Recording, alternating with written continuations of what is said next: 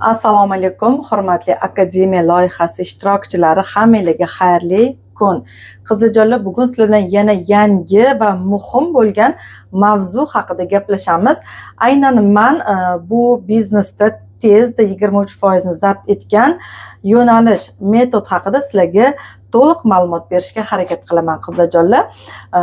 Aynan rekrut bu biznesimizning asosi hisoblanadi va rekrut bir necha usulda bajarilishi mumkin. Misol uchun issiq va sovuq kontaktlar bilan ishlash yoki anket usulidan foydalanish, onlayn rekrut, offlayn rekrut va bugungi o'tiradigan mavzuyimiz, ya'ni uy to'garagi usulidan ham bemalol foydalanishingiz mumkin bo'ladi.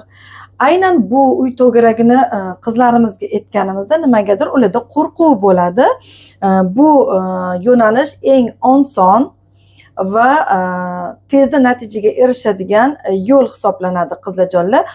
Bu yo'nalishda ko'proq siz o'zingizni atrofingizdagi auditoriyani, ya'ni eng yaqin insonlaringizni, qo'shnilaringizni, kasbdoshlaringizni, qarindosh urug'laringizni jalb qilib olishingiz juda ham oson va samarali usullardan biri hisoblanadi. Qizlarjonlar, aynan shu usulni aytganimizda qizlarimiz, bu usulmi, men buni bilaman deyishadi, lekin buni qo'llab ko'rish esa juda ham samarali hisoblanadi. Aynan bugungi o'tayotgan mavzuyimiz, ya'ni uy to'garagi Yevropada 80-yillarda, Rossiyada esa 90-yillarda rivojlangan.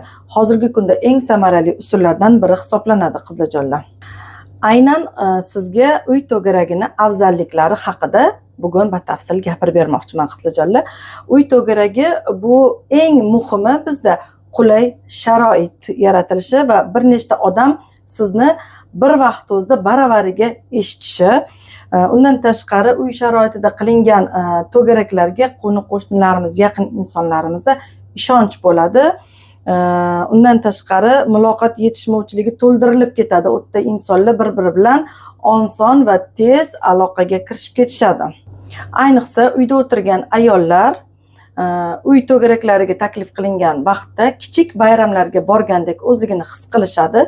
Ularda vaqt tejaladi, ya'ni qayergadir borish kerak bo'lsa, bir kun oldin ruxsat so'rash kerak yoki ozgina bo'lsa ham pul rasxoti bo'ladi, ya'ni yo'l kira qilish kerak bo'ladi yokida yana o'ziga qarashli salonlarga borish kerak bo'ladi.